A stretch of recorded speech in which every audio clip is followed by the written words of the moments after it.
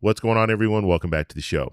So a few days ago, I posted a video where I asked AI to predict the 2026 midterm elections. And because we're still a year away from the midterm elections, it's going to be really hard to predict that. And ChatGPT said that it's hard to predict because we don't have that much information. And so what I want to ask you today, do Democrats or Republicans have the advantage right now, currently, to win in the House of Representatives? So that's what we're going to focus on in this video. But first off, if you watch this video and you find this information informative, please like the video and subscribe to the channel. Okay, so first off, I'm going to read exactly what ChatGPT says, and then we're going to talk a little bit about, we'll take each section and talk a little bit about what ChatGPT is saying, and do I agree with what ChatGPT says?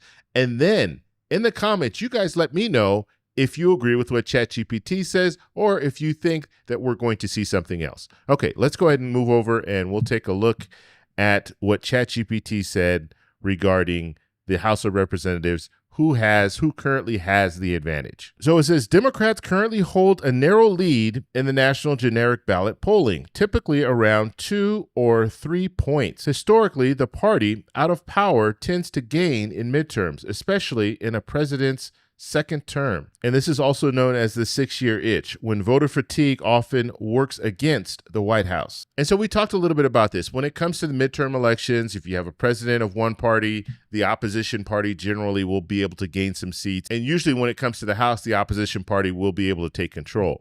So we'll have to see if that's the case here. Now, this 2 to 3 point lead that they're talking about when it comes to Democrats, a generic ballot, when you're looking at some of the different pollsters, when you're looking at places like Real Clear Politics, they aggregate all the polls, and that's where they are. It's about 2, I think it just went up to 3%, a 3% advantage that Democrats have. Now, guess what? Back in 2024, right before the election, we saw Republicans had that advantage. They had about a 2.5% advantage. Now, something else that we need to mention is we're still a year out. So as we get closer, what will those numbers look like? Will we see 3% still, or will it increase, or will it go down? And so that's something that we're going to be watching very closely. But looking at ChatGPT, based on the information that they have today, historically, Democrats have a slight advantage. But let's continue. However, Republicans enjoy structural advantages. Aggressive GOP-led redistricting in states such as Texas, Florida, and Ohio has created more safe Republican seats.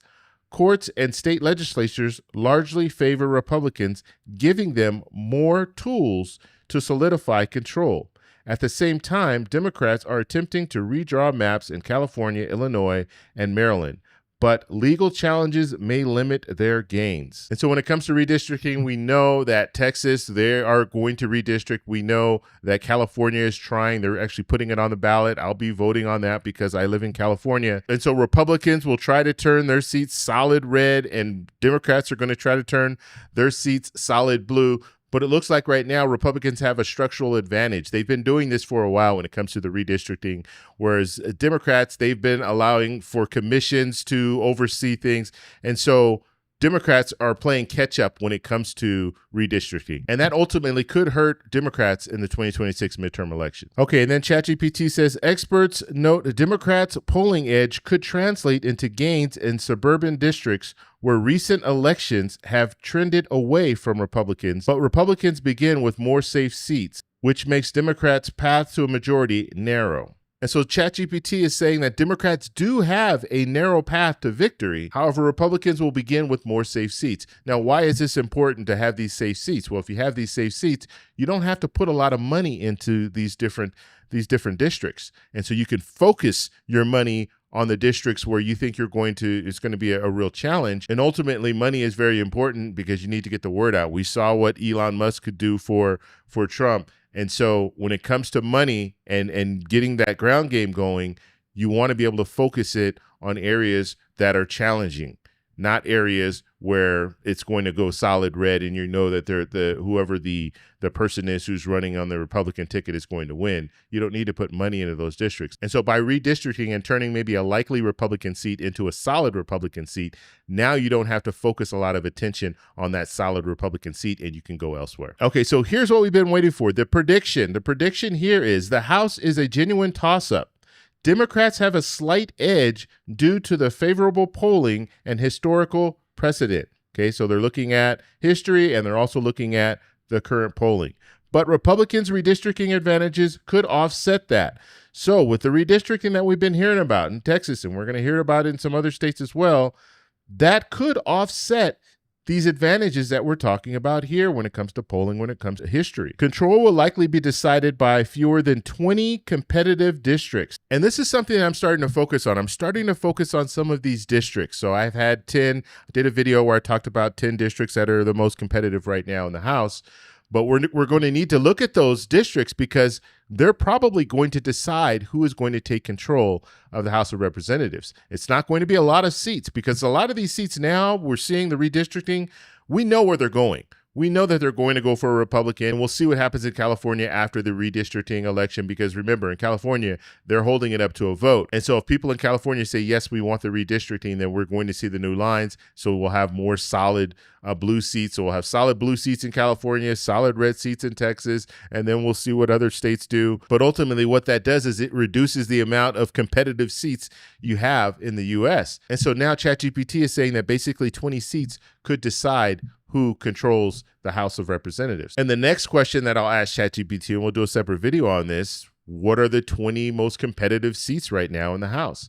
Because that would be very interesting to know. And then we can go from there and start looking at some different individual seats. Now, when it comes to ChatGPT, obviously it's not the end all be all. And we know that polls will change. We know that we still have a year before the election. And so a lot of stuff can change. The economy is something that I'm watching very closely because right now, when it comes to inflation and the job performance, when it comes to inflation, President Trump is not doing very good. And just looking at some of the latest numbers here, so job approval, when we're looking at overall job approval, you have Trump at disapproval as 51.7. This is Real Clear Politics that we're using, so they're averaging all the polls. And then approval at 45.4. And then when we look at inflation, I think inflation we really should be focused on because this is what people feel every day. Disapproval here is 59.6. Approval is 39.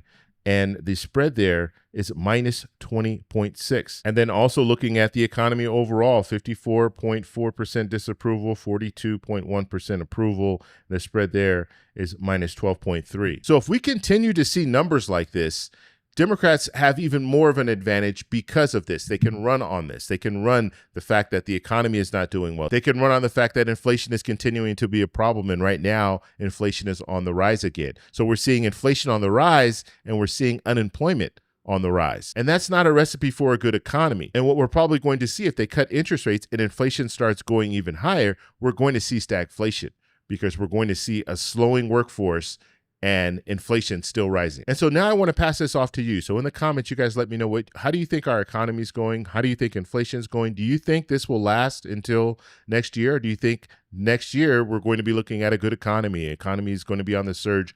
Let me know in the comments below. What do you guys think about ChatGPT? Do you agree with ChatGPT when it comes to how they analyzed the House of Representatives, the prediction for the House of Representatives? Let me know that as well.